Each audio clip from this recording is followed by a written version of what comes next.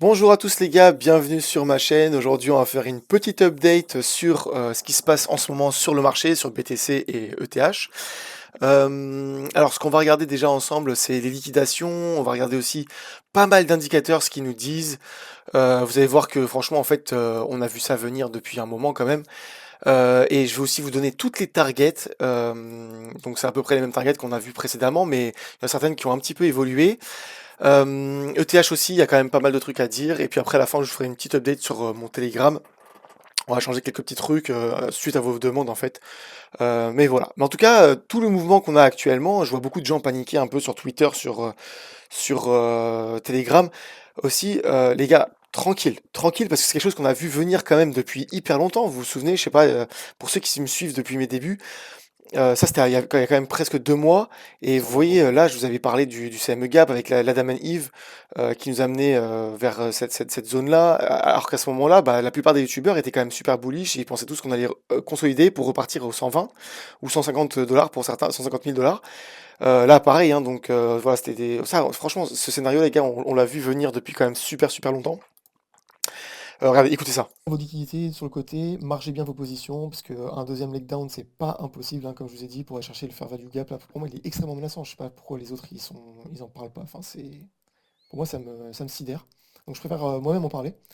Voilà, donc vous voyez, c'est en fait la plupart des youtubeurs à ce moment-là étaient quand même extrêmement bullish et moi j'étais totalement à contre-courant.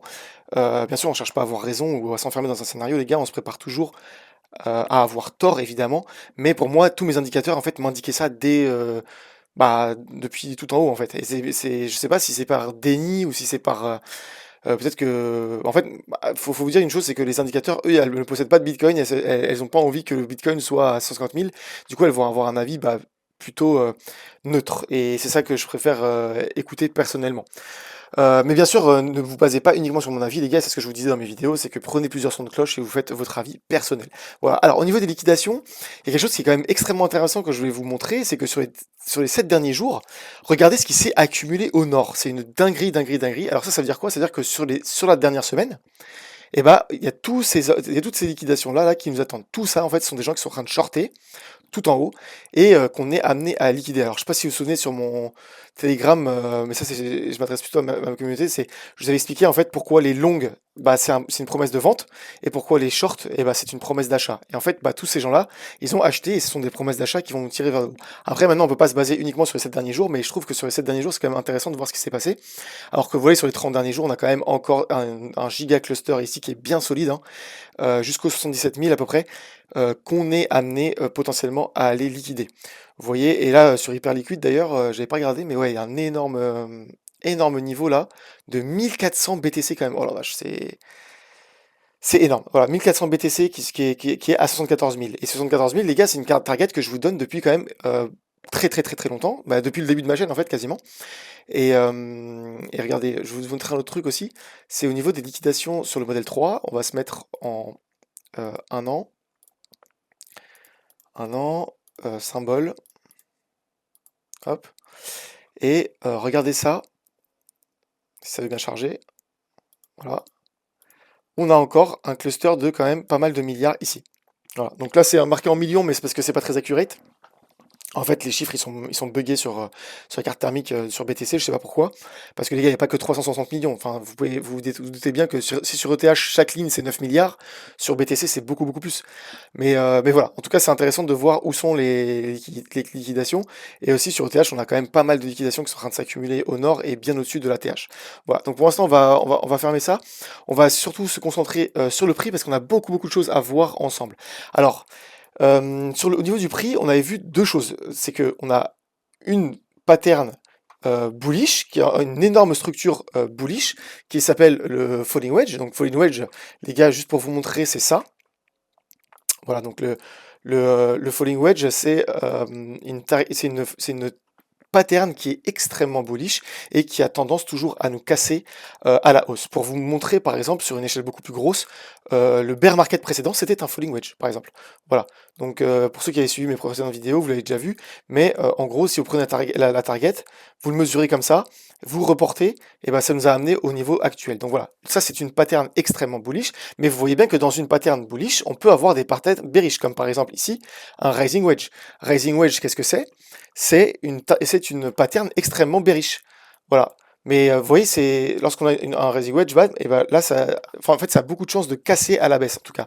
Et vous voyez par exemple ici, bah, on a eu ce rising wedge là, bam, on casse à la baisse et on va chercher le bottom du falling wedge. Pourquoi je vous montre ça? Parce qu'en fait, regardez, on est un peu dans la même configuration là.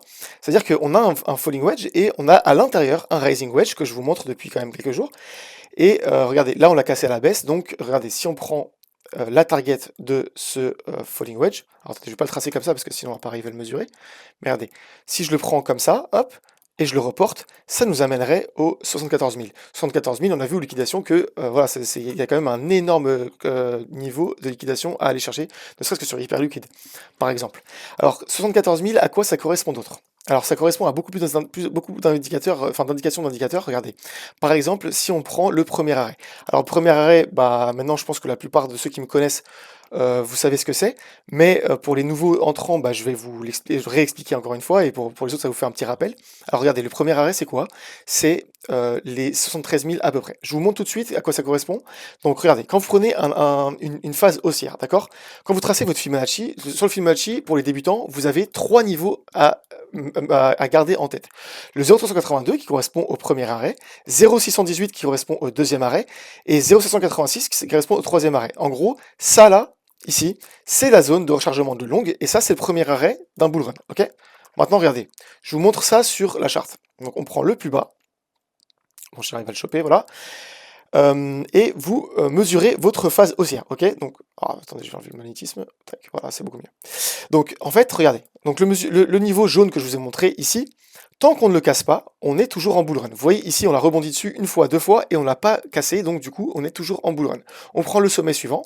Là, pareil, on n'a toujours pas cassé le 0,382, on est toujours en bull run, donc on est toujours amené à aller chercher une autre phase haussière.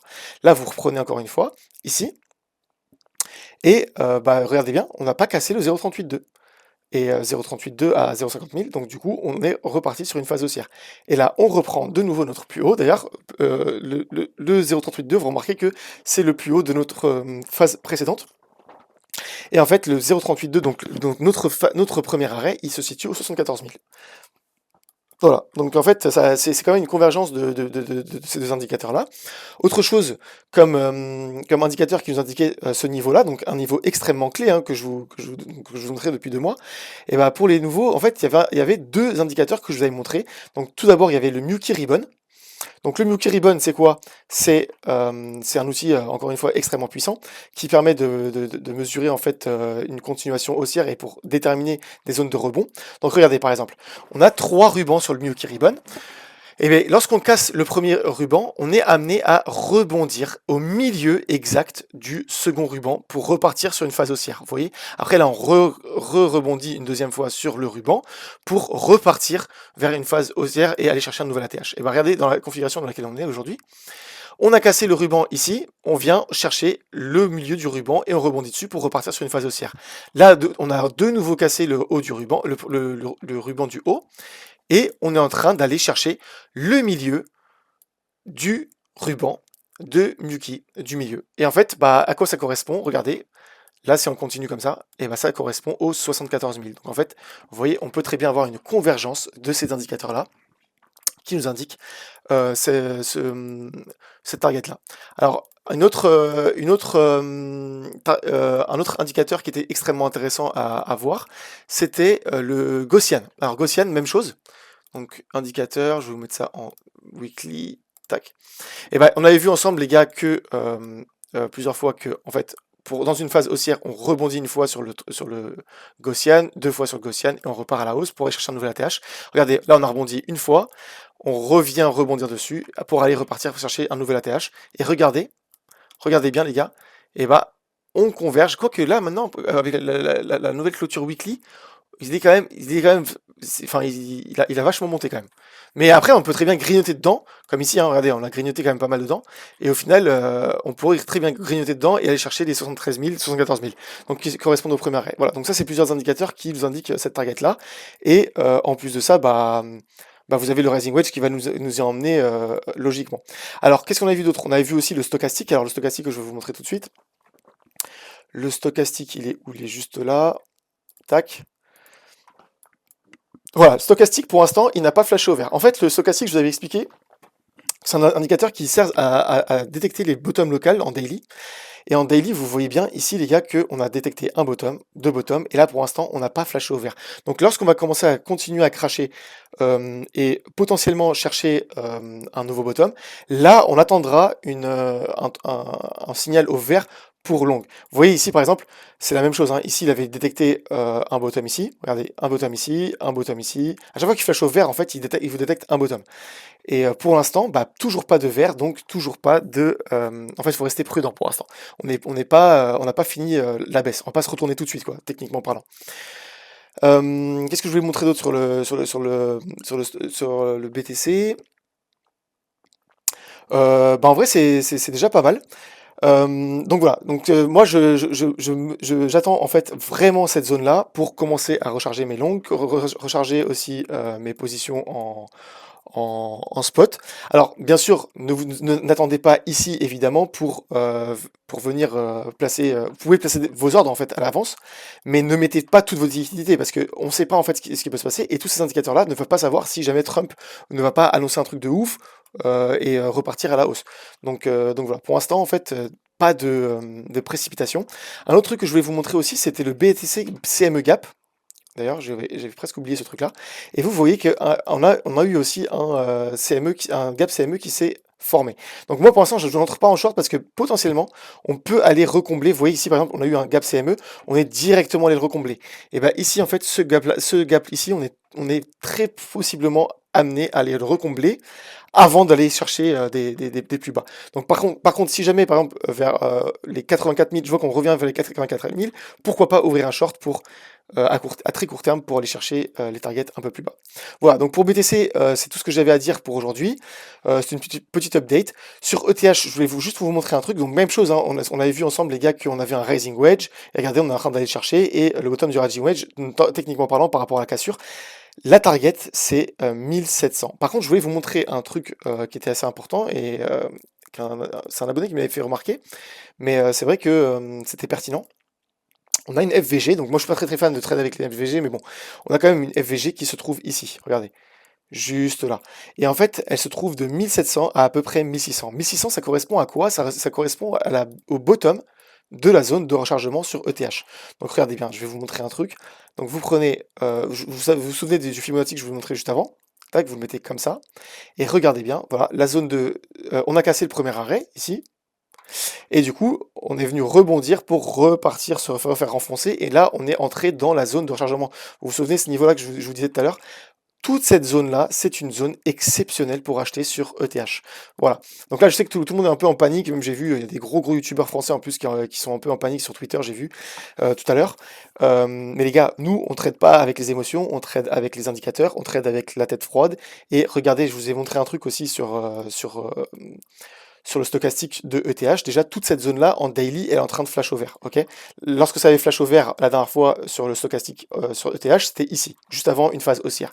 Je vais vous montrer un truc, c'est que lorsqu'on passe en weekly, et alors là c'est l'indicateur le plus puissant qui existe, le stochastique en weekly, c'est une dinguerie, hein, et bah c'est un détecteur de... Oh là là, il y a un troisième là. Ah, c'est une dinguerie. Les gars, je vous avais montré la dernière fois où il n'y en avait qu'une seule, puis après une deuxième, et là on en a une troisième, donc incroyable. Juste pour vous montrer, les gars, c'est un détecteur de bottom. Regardez, la dernière fois qu'il a flash au vert en weekly, on a eu, voilà, le bottom ici, et bah, c'était le bottom en fait de toute cette phase haussière là, vous voyez? Et là, on est en train de reflash au vert. Donc voilà, extrêmement pertinent. Là, toute cette zone-là est une zone extrêmement forte pour acheter. On a la zone de rechargement qui l'indique, le stochastique qui l'indique. Et je pense, les gars, que sur ETH, on est très proche d'un bottom final. Alors que vous voyez, par exemple, sur BTC, on n'a toujours pas de bottom au vert. Regardez, la dernière fois que le BTC a flash au vert, c'était ici. Vous voyez? C'était au bottom littéral du bear market. Après bien sûr, bah, là il y a des indicateurs, enfin il y a des choses que le stochastique lui il avait pas prévu. Il avait flash over ici, mais parce qu'il avait pas prévu que FTX allait arriver. Voilà, ça c'est quelque chose que les indicateurs ne peuvent pas venir voir. Mais toute cette zone-là était une zone exceptionnelle pour acheter du BTC. Vous voyez, vous avez tapé une énorme phase haussière. Et il a pas flash. Regardez BNB pareil. BNB, la dernière fois qu'il a flash au vert en weekly, c'était ici, exactement son bottom, et exactement son bottom ici, vous voyez, à chaque fois. C'est un détecteur de bottom extrêmement puissant, et sur BNB, il n'a pas flash, sur BTC, il n'a pas flash, mais sur ETH, il a flash. Voilà, donc très très très très positif sur ces deux, enfin sur ETH en tout cas. Donc voilà, là moi je suis en train de vraiment recharger et renforcer mes positions. Là j'attends mes liquidités pour pouvoir le déployer grâce à mes rendements, mes stacking, etc. Et je vais redéployer bien sûr du capital sur ETH, c'est une évidence. Alors qu'est-ce qu'on avait d'autre de menu? Parce que là je suis en train de m'éterniser. Ah oui, Telegram. Alors les gars, bah pour mon Telegram, on commence à être vraiment très nombreux. Je vois que ça en embête en fait quelques-uns. Donc c'est vrai qu'on là on est quand même 73. Les gars, j'aurais jamais deviné qu'on serait 73 en si peu de temps. Enfin, ça fait même pas quoi 2 semaines que j'ai ouvert le Telegram. Je sais même pas combien de temps ça fait. Mais mais c'est une dinguerie. Moi, je pensais que c'était vraiment. Enfin, je pensais faire en fait une petite commune, mais genre je pensais on avait 15 ou 10 au maximum et qu'on allait vivre le boulot ensemble. On est 73. Et bah je vais peut-être le fermer bientôt. Donc pour les derniers, bah venez. Après moi, les gars, je le fermerai. Bien sûr, bah je le remettrai accessible d'une manière ou d'une autre, par exemple avec un paiement, mais genre en une seule fois les gars. Enfin, voilà. C'est juste en mode vous me payez un café, vous pouvez entrer dans le Telegram, mais ce sera un peu une manière de filtrer. Par contre, le canal, là vous avez toutes les news. Alors là on est 96, c'est une dinguerie. Bah là vous avez toutes les news et vous avez que les news et toutes les infos intéressantes de tous les articles dont je vous ai parlé. Donc à chaque fois que par exemple quelqu'un ne comprend pas quelque chose dans le groupe, et bah au lieu de le faire uniquement pour le groupe, j'en fais un article comme ça, tout le monde en profite dans le canal. Là, par exemple, je vous ai expliqué les longues et les shorts, comment c'est une promesse de rachat. Tout le monde pense que les shorts c'est bearish. En fait, non, pas du tout. Quand les gens ouvrent un short, c'est bullish. Et inversement, quand les gens ouvrent des longues, c'est extrêmement bearish. En fait, à chaque fois, voilà, je réponds à des problématiques, des gens qui comprennent pas certaines choses. Et ben, je vous l'explique. Je vous mets aussi des news aussi comme ça macro qui impactent le marché. Ça, c'est vachement intéressant. Je vous mets des updates sur les liquidations. Voilà, je vous mets plein de trucs, les gars. Donc, n'hésitez pas à rejoindre. Là, vous voyez, par exemple, je vous mets des signaux. Je vous mets aussi des petits tutos comme par exemple les hauts intérêts, les baisses d'intérêts, qu'est-ce que ça fait. Voilà, je vous mets plein de trucs. N'hésitez pas. N'hésitez pas aussi à rejoindre mon Twitter. Donc mon Twitter, je vous montre ça juste à l'instant, ça vient charger, voilà. Donc venez me rejoindre sur Twitter, évidemment, pour avoir toutes les news, etc. Qu'est-ce qu'on a d'autre aussi? Bah, n'hésitez pas aussi, les gars, à checker bah, dans la description de mes vidéos. Vous avez, attendez, je vous montre sur une vidéo un peu plus récente. Vous avez tout ce qui est tac, tac, tac. Voilà. Donc les liens les liens d'affiliation, en fait, c'est une manière en fait qu'on gagne ensemble des tokens. Donc si vous voulez ouvrir des positions qui sont gratuites avec des bonus, par exemple vous mettez, je sais pas, vous faites un dépôt sur Mexc de, je sais pas, 1000 $ par exemple, vous allez avoir 100 $ de bonus et moi je vais choper 10% de ce bonus, donc 10 $ pour moi. Et en gros, bah comme ça nous permet d'ouvrir des positions gratuitement sur nos altcoins préférés. Voilà. Donc n'hésitez pas à en profiter. Et voilà, je vais pas m'éterniser. D'ailleurs, je vois qu'on est en train de breaker les 82, donc je vais retourner sur mes charts. Prenez soin de vous, les gars. On se tient au courant. Je vous dis à la prochaine. Ciao, ciao.